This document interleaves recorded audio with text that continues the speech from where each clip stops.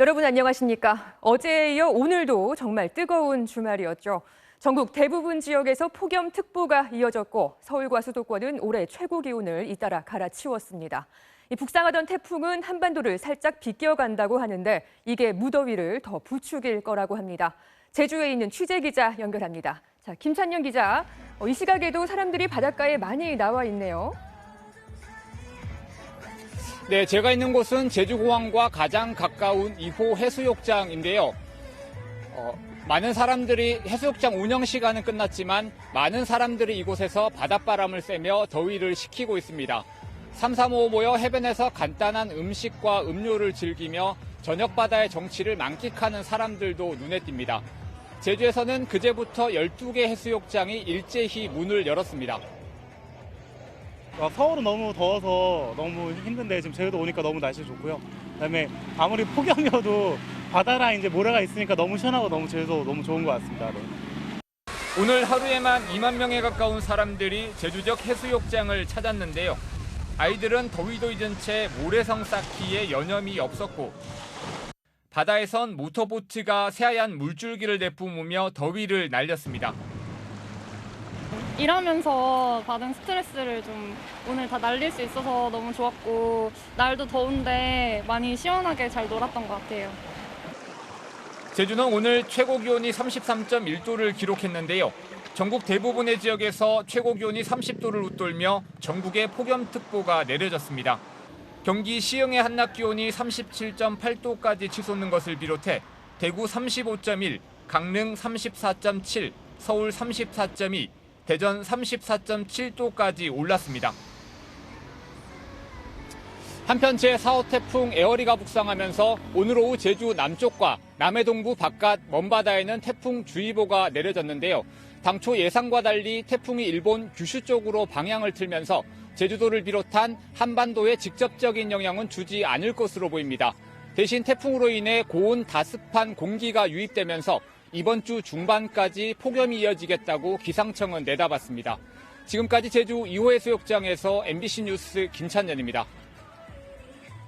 21대 국회가 한 달 넘게 멈춰 있습니다. 국회의장도 상임위원장도 뽑지 못한 채 공전을 거듭하고 있는데요. 민주당은 내일 단독으로라도 국회를 열고 의장을 선출하겠다고 밝혔고 국민의힘은 저지하겠다며 대치하고 있습니다. 국회 연결해 상황 알아보겠습니다. 유충환 기자.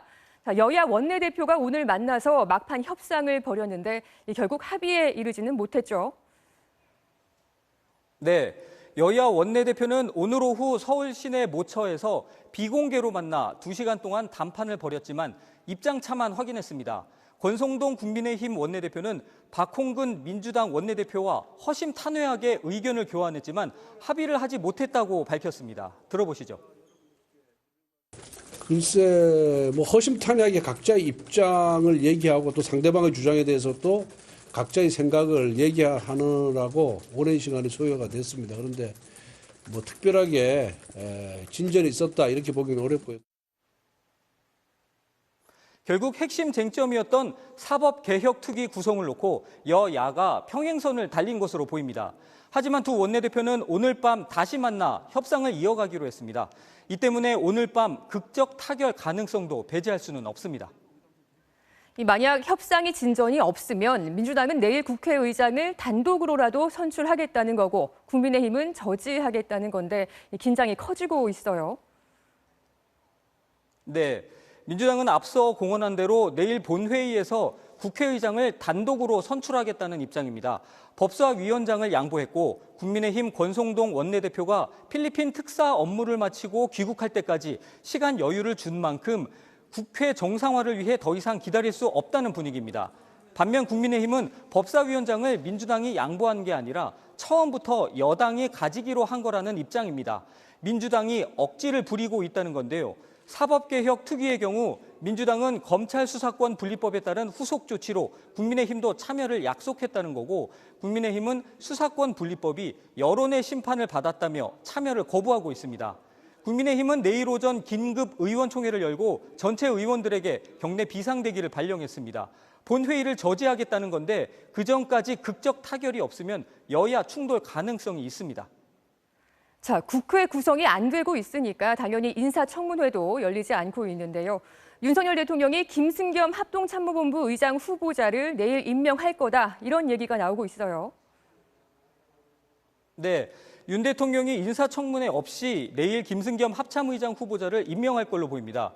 대통령실 관계자는 북한의 도발에 따른 안보 위기 상황에서 합참의장 자리를 비워두기는 어렵다고 전했습니다. 문제는 정치자금법 위반으로 고발된 김승희 보건복지부 장관 후보자, 그리고 만취운전 경력에다 갑질 의혹까지 논란이 되고 있는 박순애 교육부 장관 후보자입니다. 특히 김승희 후보자에 대해선 여당 안에서조차 부적절하다는 반응이 나오고 있는데요. 민주당은 훨씬 강경합니다. 들어보시겠습니다. 연이은 부적격 인사 강행은 정권의 지지율을 추락시키고 있습니다.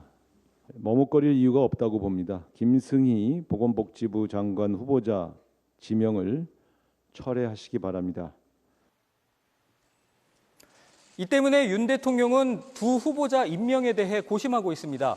대통령실에선 인사청문회를 열고 그 결과를 보고 임명 여부를 판단할 수도 있다는 기류가 감지됩니다. 해명 기회를 주면 부정적 여론이 줄어들 수도 있다는 판단을 하고 있는 걸로 보이는데요. 민주당은 인사청문회와 두 후보자의 거취 문제는 연동되지 않는다며 대통령이 빨리 지명철회 결단을 하라고 강조하고 있습니다. 지금까지 국회에서 MBC 뉴스 유충환입니다. 오늘 강원도 철원의 민간인 출입통제선 안쪽 마을에서 대전차 지뢰로 추정되는 물체가 폭발해 한 명이 숨졌습니다. 굴착기를 산산조각 낼 정도의 폭발력이었는데요. 그 파편에 인근 마을까지 정전됐습니다. 이송미 기자가 취재했습니다. 강원도 철원군 김화읍 도창리. 민간인이 함부로 드나들 수 없는 민통선 안 마을입니다. 오늘 오전 9시 40분쯤 이곡 유곡천변에서 대전차 지뢰로 추정되는 물체가 폭발했습니다. 당시 굴착기 한 대가 하천 정비를 하던 중이었는데 폭발 충격으로 60대 굴착기 운전자가 숨졌습니다. 추정인 거죠. 대전차 지뢰. 작업 전에 의뢰를 받고 그 지뢰가 있는지 탐지했다는 얘기는 듣긴 들었습니다. 폭발로 굴착기는 산산조각이 났습니다. 사고 현장에서 200m 떨어진 지점입니다. 폭발로 파손된 기계 부품이 이곳까지 날아와 여기 보이시는 것처럼 움푹 패였습니다. 엄청난 폭발음에다가 사방으로 파편이 날아가자 논에서 작업을 하던 주민들은 황급히 대피해야 했습니다. 여기서 섰는데 여기서 딱 섰는데 꽝 그런 거야. 딱 봤더니 저로 불기둥이 올라가더라고요. 파편이 날아가면서 전선을 끊는 바람에 인근 마을은 오전 내내 정전됐습니다. 폭발한 지뢰가 북한 쪽에서 유실된 것인지는 아직 확인되지 않았습니다. 민통선 이북 지역인 철원군에선 지난 2016년 12월에도 도로 공사 현장에서 대전차 지뢰가 폭발해 덤프트럭 운전자가 숨졌습니다. 비가 많이 오면 하천을 따라 지뢰가 떠내려오는데 대전차 지뢰는 물론 발목 지뢰로 불리는 대인 지뢰 폭발 사고가 잇따르고 있습니다. 때문에 민통선 주민들은 장마와 태풍이 올 때마다 긴장 속에서 하루하루를 지냅니다. 생활권에 안에 있으니까 그런 지뢰 작업을 좀 해주시든지 아니면 그런데 공사를 아예 시키지 말든지. 철원 지역을 관할하는 육군 5군단은 경찰, 소방 등과 함께 사고 원인 파악에 나섰다고 밝혔습니다. MBC 뉴스 이송미입니다. 지난주 장맛비가 쏟아진 이후 서울 서북부와 경기 고양시 일대에 난데없이 벌레떼가 출몰했습니다. 사랑벌레라고 흔히 불리는 털파리의 한 종류라고 하는데요. 접수된 민원이 1000여 건에 달할 정도로 주민들이 불편을 호소하고 있습니다. 유서영 기자가 전해드립니다. 서울 은평구의 한 지하철역 앞 번화가. 가게 직원들이 수시로 밖에 나와 무언가를 털어냅니다. 어저께 아침에 출근을 해보니까 창문에 큰 통창에 1000여 마리 가게 오픈하지 못하고 오히려 다 청소하고 손님을 모시고. 자세히 보니 손톱만한 크기의 검은색 곤충이 길거리에 가득합니다. 보시는 것처럼 대로변 가게들 앞에 벌레들이 가득 떨어져 있습니다. 가정집 창문이나 현관문에도 잔뜩 붙어 있거나 죽어서 떨어져 있는가 하면 사람을 피하지 않고 옷과 머리 등에 달라붙기까지 합니다. 집에 특히 밤에 진짜 많이 들어오는데 창문을 열 수가 없어요. 감축만이 있는데도 들어와가지고. 이 곤충의 정체는 플리시아 니악티카, 털파리의 한 종류입니다. 계속 짝짓기를 하고 있어 사랑벌레라는 별명이 붙었습니다.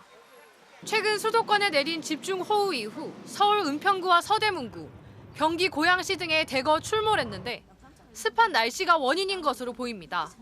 생존 환경 조건이 만들어지면은 바로 금방 이제 우화를 해가지고는 짝짓기하고 바로 죽고 알 낳고 죽습니다. 그러다 보니까 대발생이라는 그런 패턴을 보일 수 있는 게 이제 인간을 물거나 질병을 옮기지는 않지만 때로 몰려다니는 데다 사람에게까지 날아들면서 주민들은 불편을 호소하고 있습니다. 관할 지자체는 긴급 방역에 나섰습니다.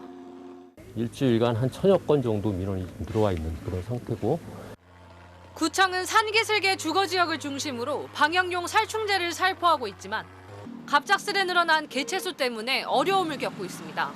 MBC 뉴스 유서영입니다. 더불어민주당의 8월 말 당대표 선거 대진표의 윤곽이 거의 잡혀가고 있습니다. 대선 후보였던 이재명 상임고문이 유력 후보로 꼽히는 가운데 90년대 학번, 70년대생인 당내 97그룹이 경쟁 상대로 부상하고 있고 여기에 박지현 전 비대위원장까지 가세했습니다. 김재경 기자의 보도입니다. 민주당 내 97그룹에 속한 재선의 강훈식 의원이 당대표 출마를 선언했습니다. 대선 기간 이재명 캠프의 전략기획본부장을 맡았던 강 의원은 이 고문의 보궐선거 출마를 명분이 없는 선택이었다고 비판하며 이제는 세대 교체가 필요하다고 강조했습니다. 부끄러움과 반성의 시간을 끝내고 혁신과 미래의 시간을 만들어야 할 때입니다. 이것이 제가 당대표에 출마하겠다고 결심한 이유입니다. 이로써 박용진, 강병원, 강훈식 그리고 출마를 준비 중인 박주민 의원까지 97그룹 정치인들과 이재명 고문과의 경쟁 구도가 형성됐습니다. 여기에 86그룹에선 김민석, 설훈, 정청래, 2030 세대에선 박지현 전 비대위원장까지 출사표를 던지면서 경선 분위기가 달아오르고 있습니다. 처음으로 이제 밝히는 결심이고요. 민주당을 다시 국민을 위한 정당, 그 청년의 목소리를 듣는 정당으로 만들고자 하는 의지를. 박 전 위원장의 당원 가입 시점이 6개월이 안 돼 당규상 출마 자격이 없다는 비판이 잇따르자 박 전 위원장은 당무위 의결로 정할 수 있다며 반박하고 나섰는데 비대위에서는 곧 결론 내겠다고 밝혔습니다. 당대표 후보자는 많지만 당 안팎에선 결국 이재명 고문이 출마해 당선될 거라는 전망이 현재로선 우세합니다. 친 이재명계는 당을 일으켜 세울 강력한 리더십이 필요하다며 이 고문이야말로 당 쇄신에 적합한 인물이라고 강조합니다. 다만 97그룹 후보자들이 단일화를 하고 반 이재명 성향을 가진 친문계 의원들이 밀어줄 경우 판세에 영향을 줄 가능성이 있습니다. 또 당대표 선거에서 대의원과 권리당원의 비율을 줄이고 일반 국민 여론조사를 얼마나 늘리느냐도 경선 결과에 영향을 주는 변수입니다. 가장 중요하게 논의되고 있는 내용은 대의원, 권리당원 그리고 국민들의 반영 비율이 어떻게 할 거냐. 민주당 전당대회 준비위는 내일 당대표 선거 규정을 상당 부분 확정할 계획입니다. MBC 뉴스 김재경입니다. 최근 한 연세대학교 학생이 처우 개선을 요구하는 교내 청소 노동자들을 상대로 민형사 소송을 제기해 논란이 일고 있죠. 집회가 시끄러워서 수업받을 권리를 침해받았다며 금전적 배상까지 요구하고 있는데 학교 당국도 아닌 학생과 법정 다툼을 벌여야 하는 청소 노동자들의 마음은 어떨까요? 전준홍 기자가 만나봤습니다. 올해로 11년째 연세대학교에서 청소 일을 하고 있는 안희숙 씨. 학생과 교수들이 출근하기 전까지 일을 마치느라 새벽부터 건물 구석구석을 분주히 오갑니다. 아침에 5시 반에 와가지고요. 2시간 반은 쉬지 않고 계속 해야 돼요. 안 씨가 받는 임금은 최저시급 수준인 시간당 9,390원입니다. 학생들이니까 그냥 즐겁게 내 식구 내 해가지고 즐겁게 그냥 해요. 일이 힘들어도 즐겁게. 청소 노동자들은 물가가 가파르게 올라가고 있는 상황에서 최저임금 인상률만큼인 시급 440원 인상과 샤워실 마련 등을 요구했지만 학교가 받아들이지 않자 교내에서 석 달째 점심시간마다 쟁의를 이어왔습니다. 최저임금 1만 원으로 그런데 이를 지켜봐온 몇몇 학생이 집회 소음으로 수업권을 침해당했다며 잇따라 민형사 소송을 냈습니다. 확인할 건 저희는 다 확인하고 갈 생각이에요. 다 볼 거예요. 업무방해는 뭐 들어가죠? 검토도 해야죠. 학내 쟁의 행위가 업무방해나 불법 집회로 형사처벌을 받는 경우는 일반적으로 흔치는 않습니다. 모든 게 업무 방해가 되는 게 아니고 수인 한도를 좀 넘어서서 학생들을 이제 괴롭히려는 목적도 있어야 되고 청소 노동자들로서는 사회적 약자의 노동권 보장 요구에 힘을 보태주던 학생들이 냉혹한 법적 잣대를 들이대는 상황이 당혹스럽기만 합니다. 속상하더라고요. 신고한 거는 미흡지는 않은데 그래도 학교 측에가 이제 저희는 불만이 있는 거죠. 학교 안팎에서 논란이 뜨거워지는 가운데 연세대의 한 교수는 학생들의 소송 제기를 비판하는 강의 계획서를 내는 등 파장이 커지고 있습니다. 청소 노동자들은 다른 대학의 파급력이 높은 연세대 같은 큰 규모의 대학들이 오히려 다른 대학들이 얼마나 임금을 올리는지 눈치를 보면서 상황을 방치하고 있다고 비판하고 있습니다. MBC 뉴스 전준호입니다. 지금 미국에서는 독립기념일 연휴를 맞이해서 그야말로 대이동이 벌어지고 있다고 합니다.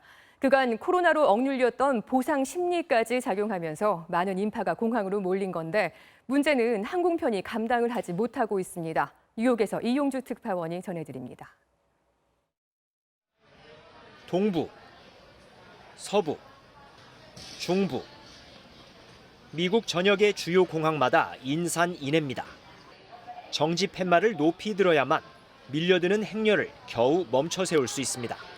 독립기념일 연휴를 맞아 미국판 민족 대이동이 펼쳐졌습니다.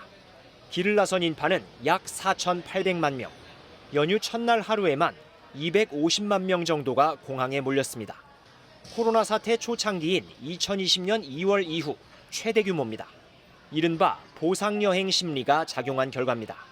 People have this pent-up demand and they want to travel. We see it at the airports right now, and it's going to move into domestic travel in terms of people driving to see family. 하지만 늘어난 여행 수요를 항공편이 감당하지 못하며 지연과 취소 사태가 잇따르고 있습니다. 공항에 발이 묶인 승객은 막막함을 감추지 못했고 And they canceled my flight as I'm boarding the plane. This was my flight from yesterday, 7:55. I can't even get home now. I don't know how I'm going to get home. 비행기 표값이 평소보다 5배 이상 뛰었지만 그마저도 구하기 어렵습니다. Now I'm trying to rebook, but the price is ridiculously super high. Try like $2,000. Is that for a ticket? Per ticket, one way. 최근 이틀간 미국에서 뜨거나 내리는 비행기 800여 편이 취소됐고 6,000편 이상이 지연된 것으로 집계됐습니다. 코로나 사태로 빚어진 인력 부족 문제가 여전한 데다 일부 항공사에선 조종사들이 처우 개선을 요구하며 파업 중이어서 하늘길 정체는 당분간 이어질 것으로 보입니다. 뉴욕에서 MBC 뉴스 이용주입니다. 클린 캠핑이라고 들어보셨습니까? 캠핑이 끝나면 마치 아무도 오지 않았던 것처럼 자연의 흔적을 남기지 않는 걸 말합니다. 참 바람직한 캠핑 문화죠. 캠핑족들의 인식이 이렇게 갈수록 높아져 가고는 있지만 아직도 눈살을 찌푸리게 하는 일들이 여전하다고 합니다. 이지형 기자가 그 현장을 가봤습니다. 주말이 지난 뒤 충주댐 상류 지역. 호수변에 완만한 언덕이 있어 주말이면 텐트가 30에서 40개씩 들어설 만큼 입소문이 난 곳입니다. 곳곳에서 캠핑족이 머물다 간 흔적이 발견됩니다. 땅바닥에 불 피운 흔적은 기본, 기름통이 함께 나뒹굽니다. 한쪽은 아예 쓰레기 무단 투기장이 됐습니다.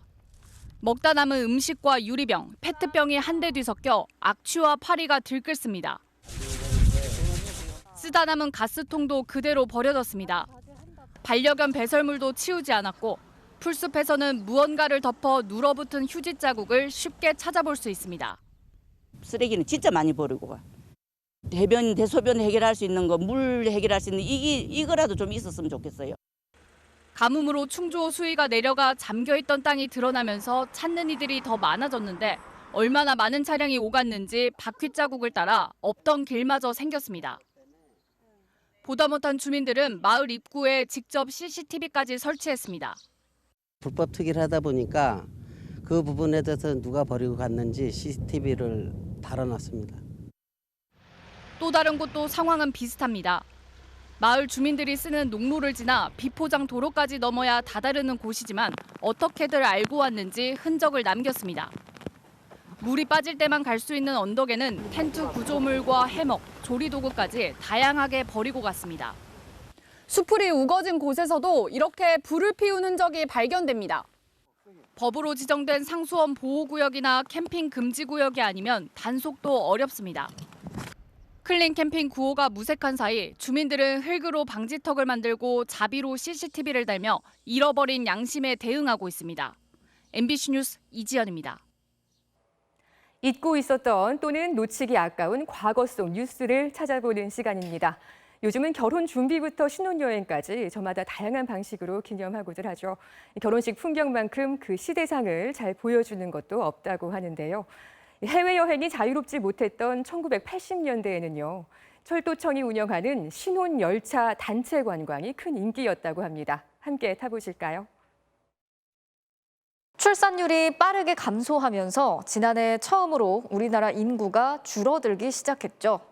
처음으로 30만 명 선이 무너졌습니다. 더 큰 문제는 떨어지는 속도입니다. 4년 뒤면 초고령 사회로 진입합니다. 한국은 빠른 속도로 늙어가고 있습니다.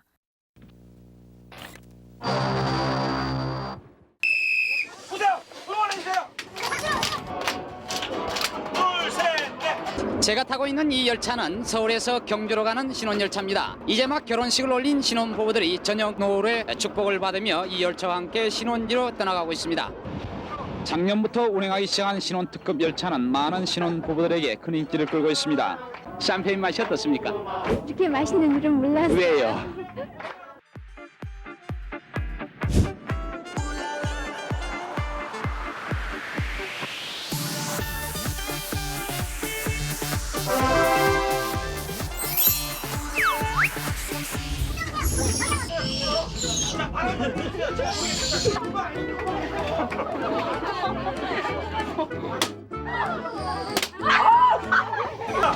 이거를 좋아하시기 때문에 제가 큰 클리넥스 상품을 드립니다. 이거를 내가 죽을 때까지 잊지 말아라. 남자 사랑해. 볼비비기. 뽀뽀하기. 용기 있는 사람만 뽀뽀하기. 용기 있는 사람만 뽀뽀하기. 가위바위보. 가위바위보. 열차를 타고 현재 3시간을 달려왔습니다. 그런데도 이 열차에 타고 있는 신혼부부들은 전혀 지칠 줄을 모릅니다. 왜냐하면 지금 보시는 것처럼 음악이 있고 또 이들의 사랑이 있고 그리고 달리고 있는 열차가 있기 때문입니다. 오케이. 신혼특급 열차는 많은 신혼부부들에게 큰 인기를 끌고 있습니다. 기차 여행을 하면서 함께하는 인생의 행로를 설계할 수 있기 때문입니다. 서울에서 경주까지 약 4시간 걸리는 이 열차를 신혼부부들은 낭만의 열차라고 얘기하고 있습니다. 운송비 인상을 요구하며 지난 1일부터 파업에 나선 레미콘 운송노조와 레미콘 제조사의 협상이 타결됐습니다. 양측은 레미콘 운송료를 2년간 24.5% 인상하고 폐수수 수거 운반비의 50%를 레미콘 제조사가 부담하기로 합의했습니다. 오늘 합의로 수도권 기준 평균 5만 6천 원인 운송 단가는 앞으로 1년간 7,700원, 1년 후에는 추가로 6천 원 인상됩니다. 잠시 후 뉴스데스크에 이어 방송되는 탐사기획 스트레이트는 전 세계적인 고물가 대란 속에서도 재벌과 부유층에만 세제 혜택을 준다는 정부 정책의 타당성을 따져봅니다. 또 정인이 사건 이후 높아진 양형 기준에도 왜 아동학대 범죄는 여전히 솜방망이 처벌에 그칠 수밖에 없는지 취재했습니다.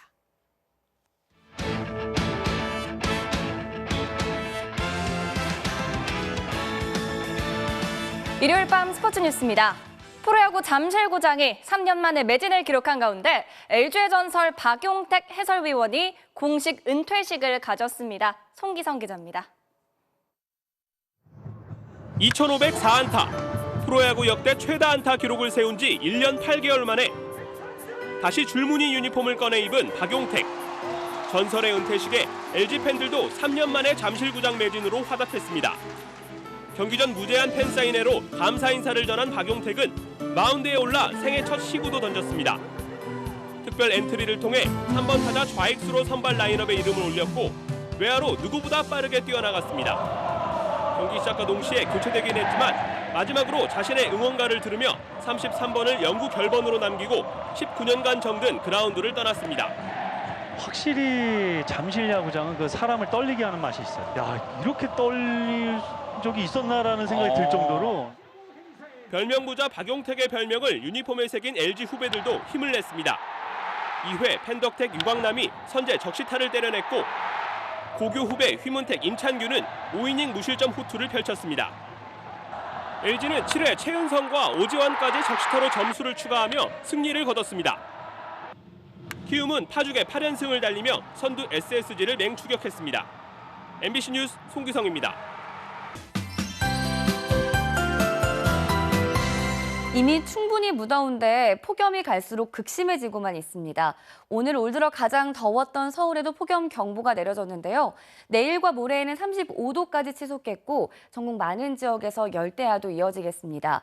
일본으로 향하고 있는 태풍이 무더운 공기를 뿜어대고 있고 한낮에는 볕까지 더해져 열기가 갈수록 쌓여가기 때문인데요. 이 같은 폭염은 다가오는 목요일 전국에 다시 장맛비가 내리면서 한풀 꺾이겠고요. 그 전까지 내륙을 중심으로는 강하고 요란한 소나기가 자주 쏟아질 걸로 보여 조심하셔야겠습니다. 현재 태풍 에어리는 일본 오키나와 해상에서 이동 중에 있습니다. 내일부터는 방향을 틀어 제주 남쪽 해상을 지나겠고 화요일 오후에는 일본 규슈 북부 쪽에 상륙할 것으로 예상되는데요. 경로와 가까운 남해상에서는 차츰 거센 풍랑이 일겠고 제주와 남해안에서는 너울이 밀려올 수 있어 조심하셔야겠습니다. 태풍의 간접 영향으로 모레까지 제주에는 최고 80mm, 남해안에도 최고 40mm가량의 비가 내리겠습니다. 내륙에는 찜통더위 속에서 폭염특보가 더 확대할 가능성이 있는데요. 내일 한낮에 서울의 기온 35도, 대구도 34도까지 오르겠습니다. 주 후반에도 중부지방을 중심으로 장맛비 가능성이 있습니다. 날씨였습니다. 7월 3일 뉴스데스크 여기서 마칩니다. 저는 다음 주말에 다시 찾아뵙겠습니다. 고맙습니다.